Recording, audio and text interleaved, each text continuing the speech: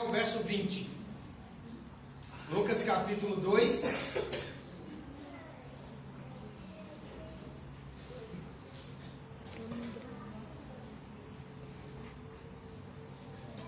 Do verso 1 ao verso 20.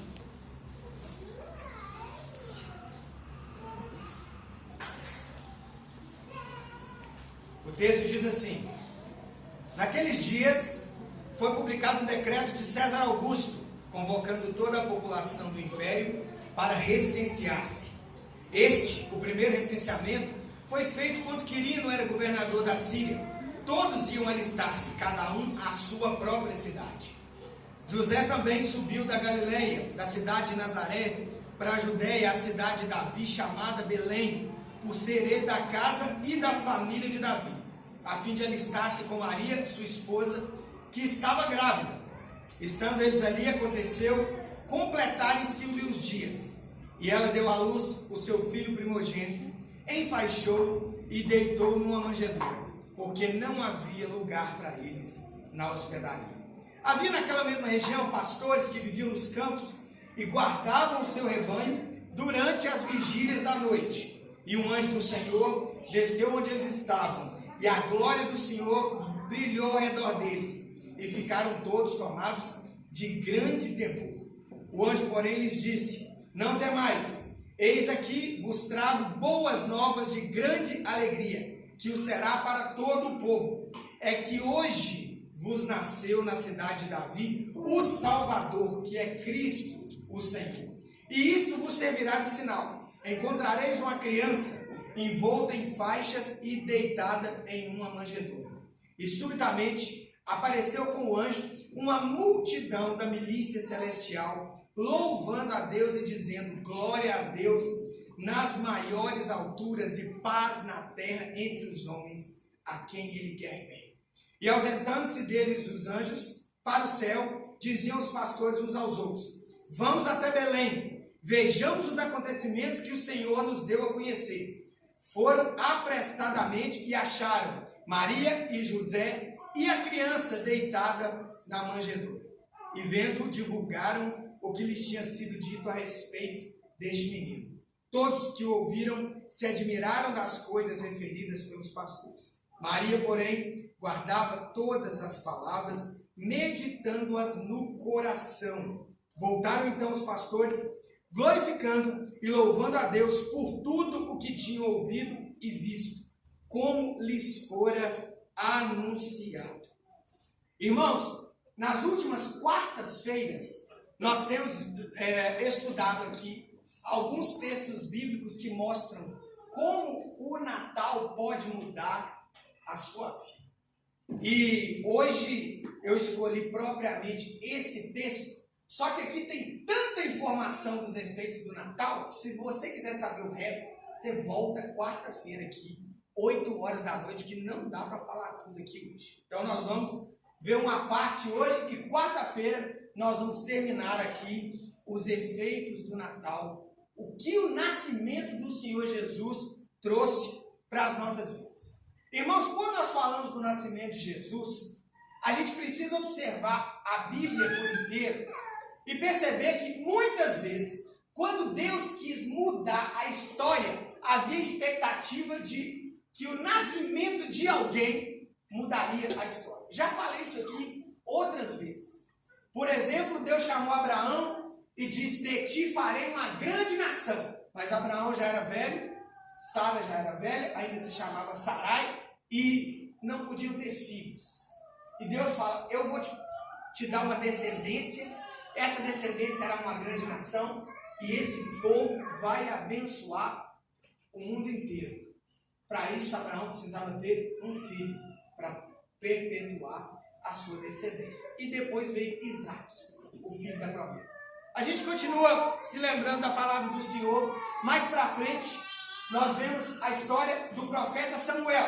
Uma mulher chamada Ana, que estava amargurada e triste porque não tinha filhos. E naquele tempo, quem não tinha filho era considerado desonrado e desprezado, porque os filhos eram considerados uma bênção especial da parte do Senhor. E Deus dá então a Ana um menino, e ela põe o nome dele de Samuel, e ele é muito usado por Deus para abençoar o povo de Israel. E agora, quando a gente vem para o Novo Testamento, havia uma expectativa enorme sobre o nascimento de uma criança que viria para salvar o seu povo. E esse texto mostra alguns detalhes do nascimento de Jesus e o que o nascimento de Jesus resultou na vida das pessoas. Assim como aquele povo tinha expectativa de nascer alguém, nós também temos uma grande expectativa. A vinda do Senhor Jesus ao mundo, ela mudou muita coisa. E nós vamos ver o que isso tem a ver com a minha e com a sua vida aí. Continua analisando o texto aí comigo. Olha aí no verso 7. Capítulo 2, verso 7. O texto diz assim: E ela deu à luz o seu filho primogênito, enfaixou e o deitou numa manjedoura, porque não havia lugar para eles na hospedaria. Irmãos, José e Maria, eles eram descendentes de Davi, e a família de Davi era de Belém. Naquele tempo, o governador convocou um grande recenseamento. Ele queria fazer uma contagem da população. E cada pessoa deveria ir à sua terra natal para se alistar lá.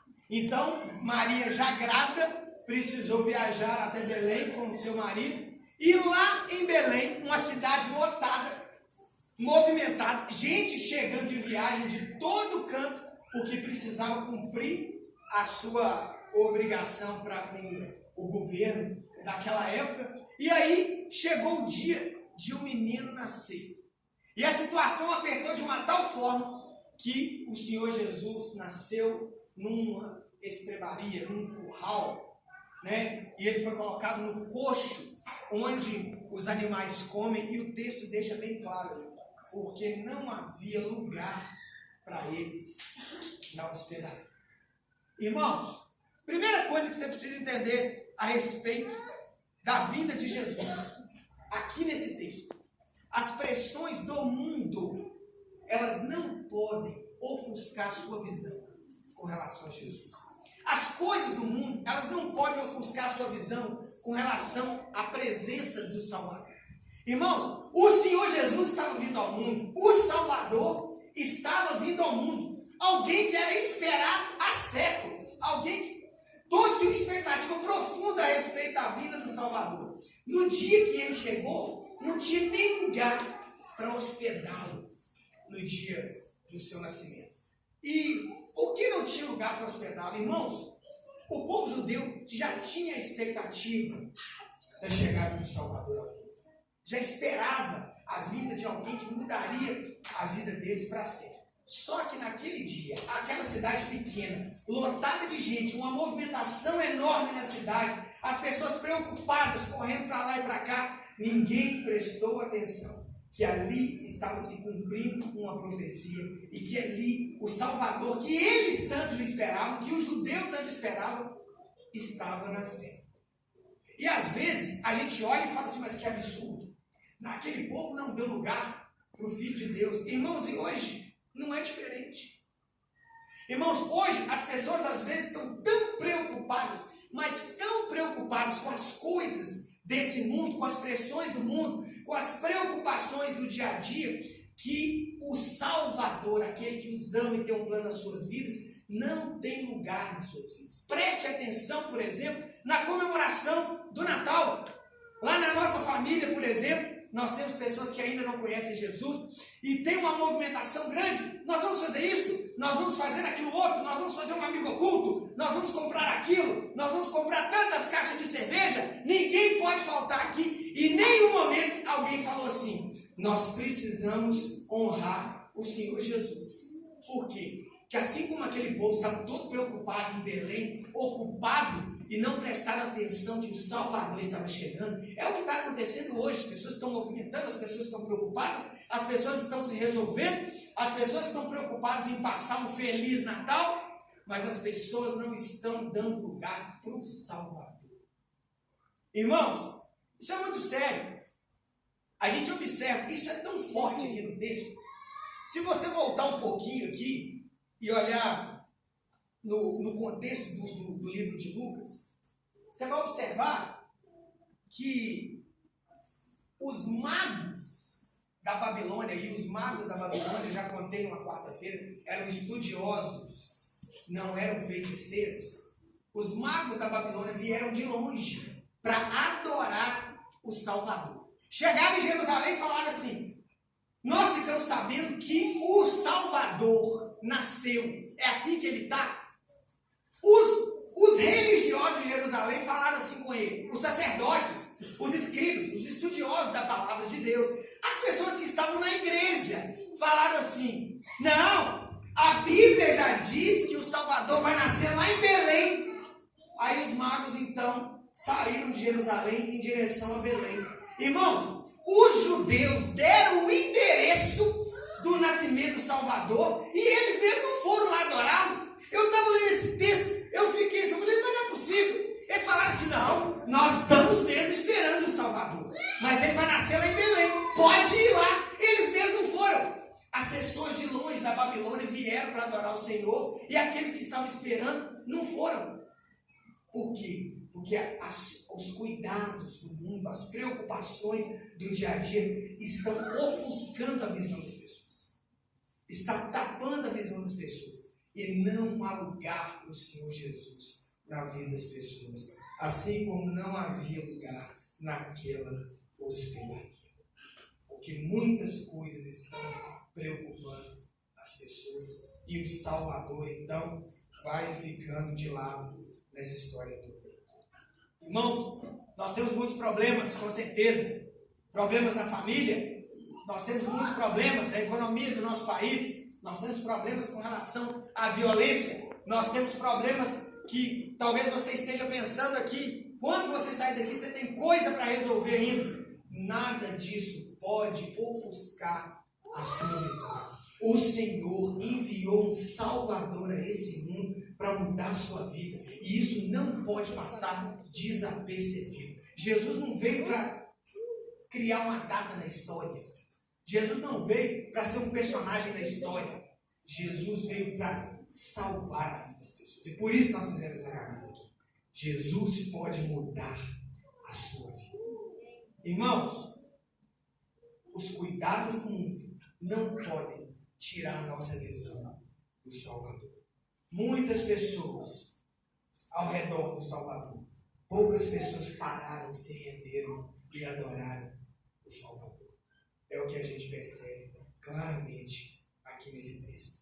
Judeus deram endereço e não foram adorá-lo. Os magos da Babilônia vieram de longe. Os pastores que estavam nos campos, nem estavam dentro da cidade, foram avisados e foram adorar o Senhor. Existem muitas pessoas que estão no ambiente, perto do Salvador, mas as pessoas não estão adorando, não estão experimentando a sua presença, não estão em comunhão com Ele, não estão em relacionamento com Ele, porque tantas coisas que estão acontecendo ao redor, tantas preocupações estão ofuscando a visão e o coração das pessoas. Não deixe as coisas desse mundo ofuscar a sua visão.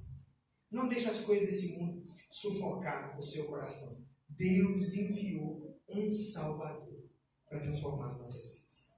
Continua analisando o texto. Acompanhe aí comigo. Verso 8. Do verso 8 ao verso 11, o texto diz assim: havia naquela mesma região pastores que viviam nos campos. Guardavam o seu rebanho durante as vigílias da noite. E um anjo do Senhor desceu onde eles estavam. E a glória do Senhor brilhou ao redor deles. E ficaram tomados de grande temor. O anjo, porém, lhes disse: não temais. Eis que vos trago boa nova de grande alegria, que o será para todo o povo. É que hoje vos nasceu na cidade de Davi o Salvador, que é Cristo o Senhor. Irmãos, o que o texto diz é: não temais. O Salvador chegou. O anjo chega. O anjo chega e eles ficam atemorizados, porque no fundo, todo mundo tem um pouquinho de medo de fantasma. até as pessoas que já conhecem a palavra de Deus. E eles ficaram atemorizados com aquela situação. O Emerson está rindo ali, mas viu um cachorro no quintal um dia lá e saiu correndo. Não foi? Falou comigo que viu um cachorro e saiu correndo lá de noite. Eu pensei, isso é meio de fantasma. Os pastores, no meio da noite, apareceu um anjo. Eles falaram, não precisa ter medo. Não precisa ter medo. Eu tenho uma notícia que vai trazer grande alegria. O Salvador nasceu. Segunda coisa que o texto nos ensina aqui. Que o maior fato que pode mudar a sua vida já aconteceu. Irmãos, todos nós sempre estamos esperando uma boa notícia. Sempre a gente está esperando uma boa notícia. Tem gente aí esperando, por exemplo, as notas do Enem. Porque quer ingressar numa universidade. Está esperando uma boa notícia de que tirou uma boa nota. Tem gente que está esperando, por exemplo, uma oportunidade de emprego. Está esperando uma boa notícia que pode melhorar as coisas lá na casa dele. Tem gente que está esperando uma promoção lá no serviço, um aumento de salário. Tem gente que está esperando a restauração em alguma área da vida, uma enfermidade. Enfim, a gente sempre está esperando uma boa notícia. Mas a notícia que pode mudar a sua vida, irmãos, ela já aconteceu. É o que o texto diz. Nasceu o Salvador. As boas novas são boas notícias. Inclusive a palavra evangelho quer dizer boas notícias. Porque todo ser humano é pecador, e todo ser humano está condenado, e todo ser humano está fadado a viver distante de Deus. Mas tem uma boa notícia. Jesus veio ao mundo, se entregou, foi condenado no nosso lugar. Quem se arrepende e crê em Jesus tem uma solução na vida. Pode ser perdoado, reconciliado com Deus, ser livre do inferno e ser livre da condenação. É a boa notícia. E quando nós falamos, irmãos, de boa notícia, o que seria uma boa notícia para você? Talvez uma boa notícia para você seria que você está grávida. Às vezes tem gente esperando, eu queria tanto ter um bebê. Talvez uma boa notícia para você seria que aquele emprego que você tanto esperava, finalmente saiu. Talvez uma boa notícia para você seja que o dinheiro que você está esperando muito, finalmente foi liberado, com a causa da justiça, enfim, alguém que estava te devendo. Irmãos, todos estamos esperando uma boa notícia. Todos, de alguma forma, estamos com expectativa em alguma coisa. Só que nenhuma dessas notícias pode mudar a sua vida de verdade. Pode mudar a sua vida quando a gente fala de eternidade. E quando eu digo aqui que a boa notícia que pode mudar a sua vida já aconteceu, é importante você entender isso, porque às vezes a expectativa do seu coração está nas coisas erradas. Às vezes você tem uma grande expectativa em qualquer uma dessas notícias que eu falei aqui. Um dinheiro, um emprego, uma enfermidade que foi curada, enfim, um dinheiro que você não estava esperando, uma causa da justiça, uma nota do Enem, não sei. Nenhuma dessas notícias vai mudar a sua vida de verdade. Às vezes, a gente espera nas coisas erradas. Olha, se uma boa notícia chegar lá na sua casa, de qualquer um desses exemplos ou outros, vai trazer alegria, graças a Deus. Talvez vai resolver uma coisa na sua vida, que maravilha. Só que é o seguinte, daqui a pouco você já se acostumou com aquilo, e daqui a pouco você está esperando outras notícias, porque a gente sempre fica assim, a minha vida vai melhorar quando acontecer isso. A gente sempre fica assim, a minha vida vai melhorar quando aquela situação mudar. A minha vida vai melhorar quando aquilo acontecer. Irmãos, aquilo que melhora a sua vida para sempre já aconteceu. Jesus veio ao mundo, perdoou os nossos pecados. Todo aquele que nele crê tem a vida eterna. Essa é a melhor notícia. E essa é a notícia que, na verdade, dá base para todas as outras coisas na sua vida.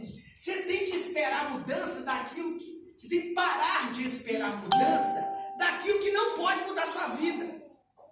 Às vezes as pessoas ficam assim, eu vou ser feliz quando eu casar. Aí ela casa e ela fica assim, eu vou ser feliz quando eu comprar uma casa. Ela fala assim: eu vou ser feliz quando alguma coisa acontecer. Eu vou ser feliz quando eu conseguir aquele emprego. Olha, nada dessas coisas, nada dessas notícias vai te dar felicidade plena. Porque nós fomos criados para andar ao lado de Deus. E a única coisa que nos reconcilia com Deus é a vida do Senhor Jesus ao mundo e a nossa fé nele. A gente podia lembrar, por exemplo, daquela mulher de João, capítulo 4. Jesus conversando com uma mulher samaritana. Jesus começou a conversar com aquela mulher e ela fala assim, João 4, 25 e 26, ela fala assim: eu sei, respondeu a mulher, que há de vir o Messias. O Messias era o escolhido para salvar, chamado Cristo, e quando ele vier, ele nos anunciará todas as coisas. Quando ele começa a falar de Deus, aquela mulher fala assim: eu sei que um dia vai vir um Salvador que vai esclarecer as coisas para nós e vai mudar a nossa vida. Aí Jesus fala com ela assim: eu que falo contigo. Irmãos, a mulher estava esperando o Salvador vir para ver se resolver a vida dela. E ele fala assim: minha filha, acorda, o Salvador está aqui, já chegou. E aí, depois da resposta de Jesus, aquela mulher vai para a cidade e conta para todo mundo. E muitas pessoas são transformadas também. Às vezes você está aí esperando alguma coisa. Irmãos, aquilo que vai mudar a sua vida já chegou. Jesus já veio ao mundo. Tem uma turma aí cantando uma música assim, que o melhor de Deus está por vir. Mentira! O melhor de Deus já veio, que é o Senhor Jesus, que veio ao mundo para salvar a sua vida. Um emprego melhor não muda a sua vida. Mais dinheiro na sua conta não muda a sua vida. O que muda a sua vida é o Salvador que veio te transformar. Amém. Essa é que é a realidade. Irmãos, uma pessoa sem Jesus, ela vive esperando das coisas que na verdade não vão renovar a esperança. Ela vive esperando felicidade das coisas que não vão fazer ela feliz. Ela vive esperando realização das coisas que não vão realizar, vão enganar ela por pouco tempo. A melhor notícia para mudar sua vida já aconteceu. Jesus veio. Essa é a realidade. Continua analisando o texto comigo.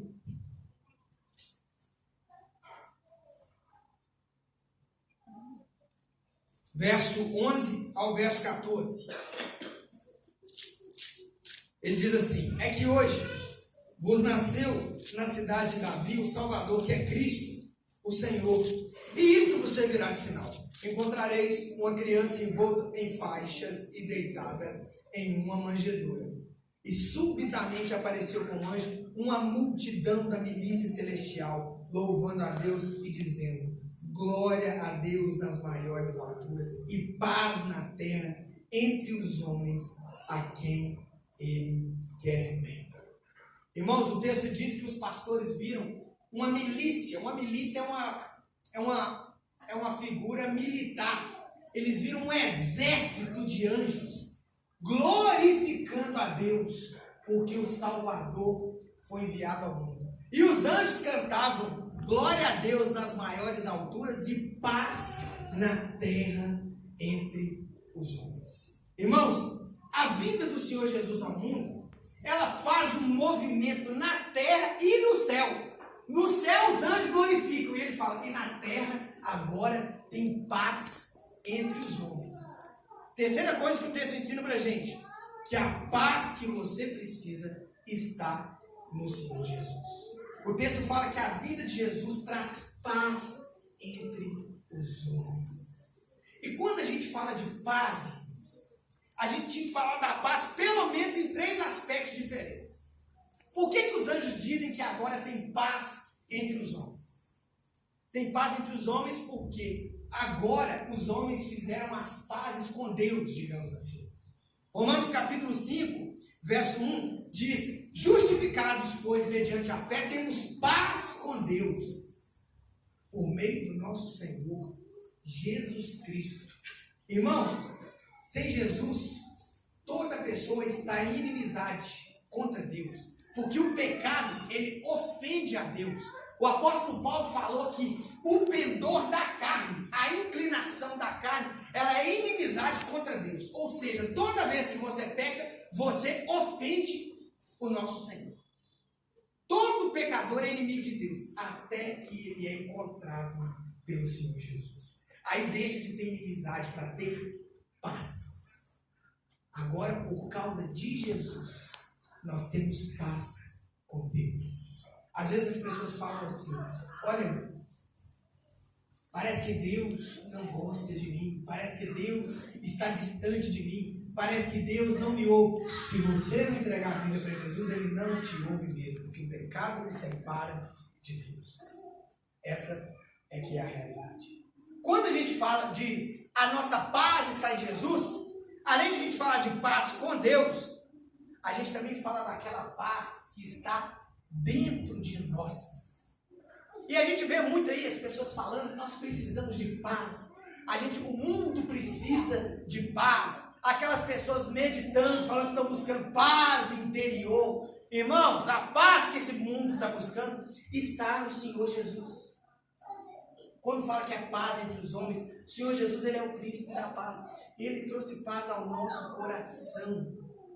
Filipenses, no capítulo 4, no verso 7, Paulo fala assim: e a paz de Deus, que excede todo entendimento, guardará o vosso coração. Ele está falando de uma paz que está dentro de você. Ele fala: guardará o vosso coração e a vossa mente em Cristo Jesus. Paulo está falando de oração, de comunhão com o Senhor, e ele fala que essa comunhão, esse relacionamento próximo com Jesus, ele traz paz. Então, quando nós falamos que Jesus é a sua paz, além de paz com Deus, é paz no seu coração. É você não ser aquela pessoa atribulada, inquieta, insegura, amargurada. Por quê? Porque a paz do Senhor, ela guarda o coração de todo aquele que anda com Ele. Ele veio trazer paz para o seu coração. Talvez você entrou aqui atribulado, perturbado, preocupado. O Senhor Jesus é a paz que o nosso coração precisa para prosseguir na caminhada. E quando a gente fala de paz, a gente não pode deixar de falar que a paz entre os homens também tem a ver com o relacionamento de paz entre nós e o nosso próximo. Marcos capítulo 9, verso 50, diz assim: tende sal em vós mesmos e tende paz uns com os outros. Ter sal é porque você tem que ser diferente. Você não pode ser igual a todo mundo. O Senhor Jesus nos faz pessoas diferentes. Ele muda a nossa vida.